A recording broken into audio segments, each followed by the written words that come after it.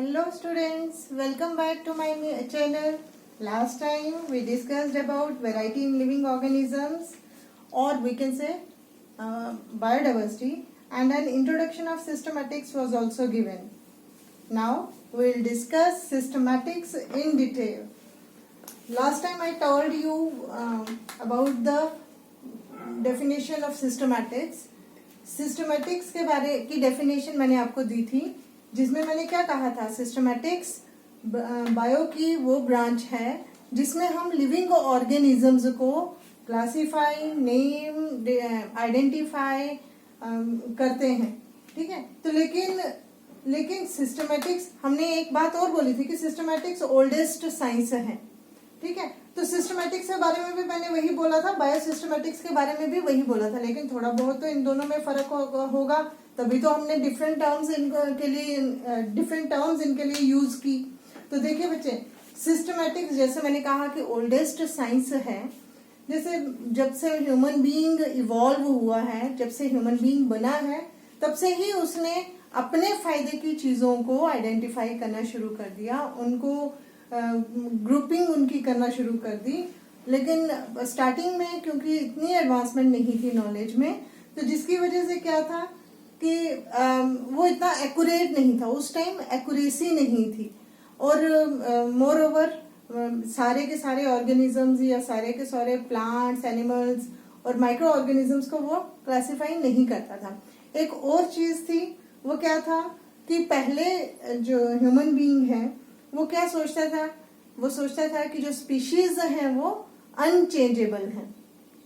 अब पहले मैं आपको स्पीशीज के बारे में बताती हूँ. स्पीशीज आपके लिए नया वर्ड होगा. तो देखिए, स्पीशीज क्या है? Group of living organisms who are similar in their physical appearance. ठीक है. ग्रुप ऑफ लिविंग ऑर्गेनिजम्स मतलब ऐसे लिविंग ऑर्गेनिजम्स का ग्रुप जो देखने में बिल्कुल सेम है. ठीक है. और दूसरी क्या है? दूसरी एक और उसमें क्राइटेरिया है स्पीशीज होने का, सेम स्पीशीज होने का, कि वो जो एक स्पीशीज के जो डिफरेंट इंडिविजुअल्स हैं वो आपस में ब्रीड भी करने चाहिए, वो आपस में सेक्सुअल रिप्रोडक्शन भी करनी चाहिए. ठीक है. तो जितने भी ऑर्गेनिजम्स के हम नाम ले सकते हैं, दे आर ऑल स्पीशीज. जैसे कैट है, डॉग है, रैट है, ये अलग अलग स्पीशीज हैं.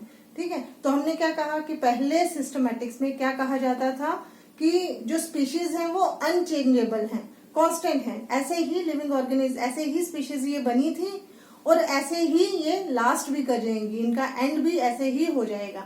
ठीक है. इनमें कोई चेंज नहीं आ रही. एवोल्यूशन जैसी कोई चीज इस दुनिया में नहीं है. ठीक है.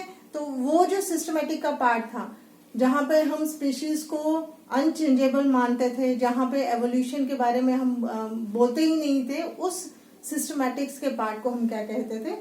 क्लासिकल सिस्टमैटिक्स था. सिस्टमैटिक्स ही, लेकिन क्लासिकल सिस्टमैटिक्स. लेकिन जैसे जैसे सिस्टमैटिक्स में एडवांसमेंट हुई, जैसे जैसे उसमें नॉलेज ऐड होती गई, तो फिर हमें पता चला कि नहीं, स्पीशीज जो हैं वो चेंजेबल हैं, वो डायनामिक हैं, वो चेंज होते जा रहे हैं. तभी तो इतनी वैरायटी ऑफ लिविंग ऑर्गेनिजम्स बने हैं. तो मतलब स्पीशीज जो हैं वो चेंज हो रहे हैं और वो इवॉल्व भी कर रहे हैं. मतलब एक स्पीशीज से नए स्पीशीज भी बनते जा रहे हैं. आपने ह्यूमन स्पीशीज के बारे में तो सुना ही होगा. ह्यूमन बीइंग्स शुरू से ही ऐसे नहीं थे, वो चिंपैंजी से इवॉल्व हुए हैं, बने हैं. ठीक है. तो एवोल्यूशन तो हो रही है. ठीक है. तो वो सिस्टमैटिक्स का वो पार्ट जो एवोल्यूशन को कंसिडर करता है और जो स्पीशीज को चेंजेबल मानता है, डायनामिक मानता है, उसको हम बायोसिस्टमैटिक्स कहेंगे.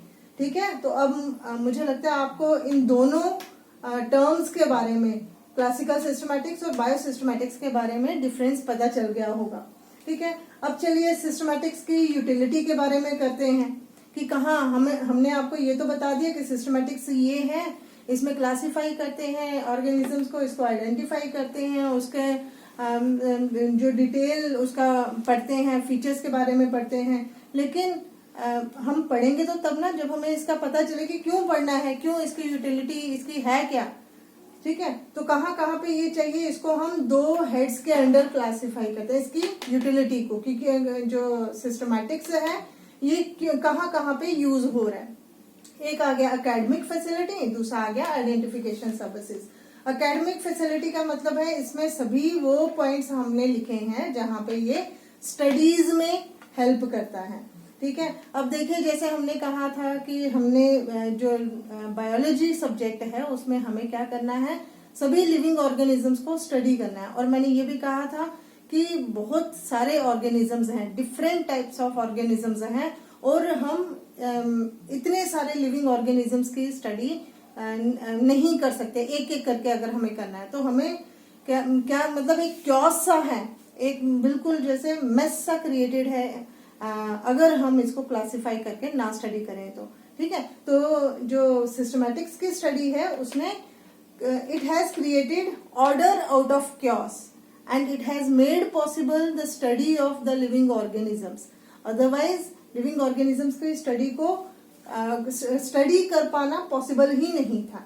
ठीक है, और इन्होंने ये जो सिस्टमैटिक्स है it gives us information about evolution, कि एवोल्यूशन हो रही है, कहाँ से कौन से ऑर्गेनिज्म बन रहे हैं, क्योंकि फीचर्स जब हम स्टडी करेंगे, क्लासिफाई करेंगे, आइडेंटिफाई करेंगे तो उससे हमें पता चल जाएगा। जैसे मैंने पहले बात की कि जो ह्यूमन बींग्स हैं वो चिंपैंजी से इवॉल्व हुए हैं, तो ये हमें कैसे पता चला, जब हमने चिंपैंजी के भी कैरेक्टर्स को स्टडी किया, जब हमने ह्यूमन बींग्स के भी कैरेक्टर्स को स्टडी किया, तो कहीं ना कहीं रिजेम्बलेंस आई, जिसकी वजह से हमने कहा कि एवोल्यूशन हुई है और इस तरह की एवोल्यूशन हुई है। तो एवोल्यूशन के बारे में हमें इंफॉर्मेशन देता है। और फिर बहुत सी साइंसेज हैं जो डिपेंड करती हैं ऑन सिस्टमैटिक्स, जैसे एग्रीकल्चरल साइंसेज हैं, हॉर्टिकल्चरल साइंसेज हैं, मेडिकल साइंसेज हैं, वेटनरी साइंसेज हैं। इनमें हमें वेरियस स्पीशीज को स्टडी करना है, तो अगर हमें स्पीशीज के बारे में, उसकी आइडेंटिटी के बारे में नहीं पता तो हम क्या स्टडी करेंगे। ठीक है, तो अब बहुत सारी ब्रांचेज हैं बायोलॉजी की जो इस पे डिपेंड करती हैं, जैसे हमारी एवोल्यूशन साइंसेज है, जैसे हमारी फॉसिल बायोलॉजी है, वो सब इस पे सिस्टमैटिक्स की स्टडी पे ही डिपेंड करते हैं। ठीक है, देन हम ये देखते हैं आइडेंटिफिकेशन सर्विसेज में कहाँ ये काम कर रहा है, मतलब हम लिविंग ऑर्गेनिजम्स को आइडेंटिफाई जो करते हैं सिस्टमैटिक्स में, वो भी कहीं ना कहीं हमें जरूरत उसकी भी हमें कहीं ना कहीं रहती है। जैसे आ गया, हमें देखो प्लांट्स को, एनिमल्स को और माइक्रो ऑर्गेनिजम्स को आइडेंटिफाई करने में हेल्प करता है। देखो प्लांट्स, हम एग्रीकल्चर साइंसेज में जैसे प्लांट्स को ग्रो करते हैं, हॉर्टिकल्चर साइंसेज में हम प्लांट्स को ग्रो करते हैं, लेकिन अगर हमें आइडेंटिफिकेशन ही ना हो, हमें पता ही ना हो कि कौन से प्लांट्स हमारे लिए बेनिफिशियल हैं, वीट का प्लांट जैसे हमें उसके बारे में पता ना हो तो हम कैसे उसको ग्रो करवाएंगे, और ग्रो करवा भी लिया अगर तो उसको इम्प्रूव कैसे करेंगे जब हमें उसके डिफरेंट वेराइटीज के बारे में पता नहीं होगा। तो मतलब हमें प्लांट्स की आइडेंटिफिकेशन में हेल्प करता है और फिर उनकी इम्प्रूवमेंट में भी हेल्प करता है। फिर आ गया एनिमल्स के इम्प्रूवमेंट में भी हेल्प करेगा, एनिमल्स के बारे में पहले आइडेंटिफिकेशन करेगा, ये साइंस हमें आइडेंटिफाई करने में हेल्प करेगी, फिर हमें पता चलेगा कि अच्छा ये एनिमल्स हैं, इनको हम इस तरह से इम्प्रूव कर सकते हैं। वैसे same is the case with the micro organisms.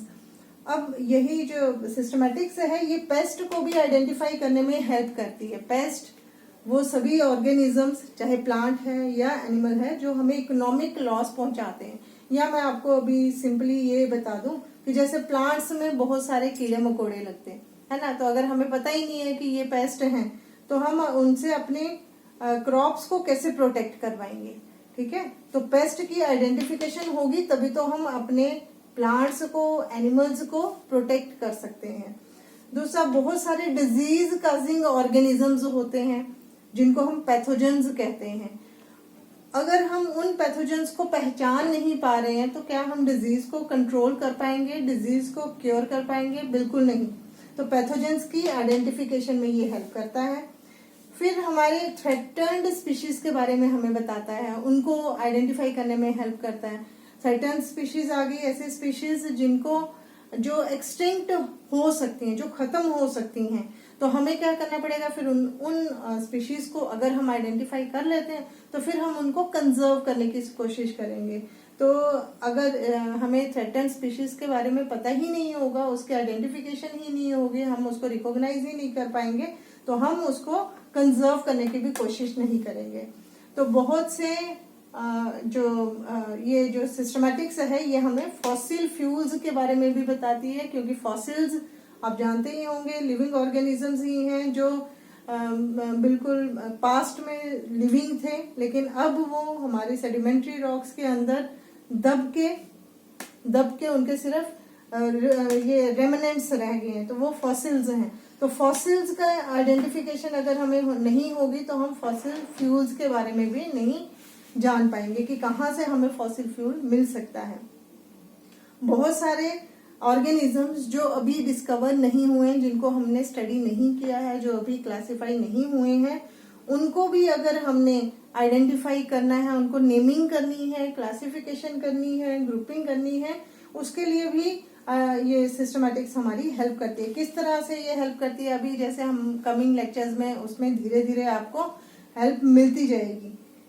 आगे बहुत से ऑर्गेनिजम्स ऐसे हैं जो इंडिकेट करते हैं अबाउट वेरियस थिंग्स। जैसे कुछ ऑर्गेनिजम्स ऐसे हैं कि अगर किसी एरिया में प्रेजेंट हैं तो वो वहां पे पोल्यूशन को इंडिकेट करते हैं। तो अगर पोल्यूशन अगर है तो वो एक पर्टिकुलर ऑर्गेनिज्म, जिनको हम इंडिकेटर ऑर्गेनिज्म कहते हैं, तो वो वहां पे प्रेजेंट होगा। ठीक है, तो वो जो इंडिकेटर ऑर्गेनिज्म की अगर हमें पहचान नहीं होगी तो हमें ये भी नहीं पता चलेगा कि ये जो इंडिकेटर ऑर्गेनिजम्स हैं वो हमें क्या बता सकते हैं, क्या इंफॉर्मेशन हमें दे सकते हैं।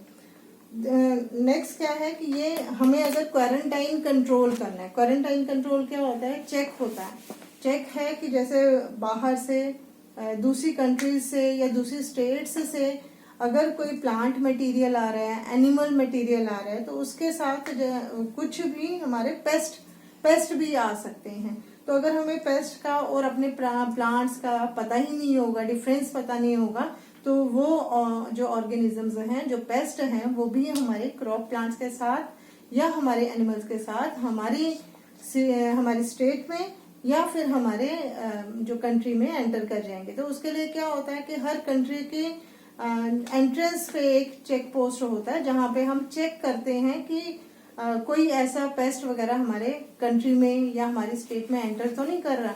लेकिन उसके लिए यही जो चेक पोस्ट है उसका काम क्या है, क्वारंटाइन को कंट्रोल करना।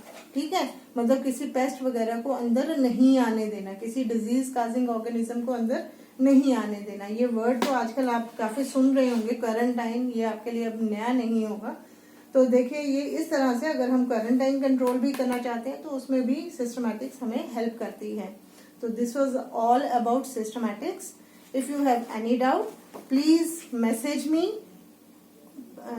in the comment section. Okay, thank you.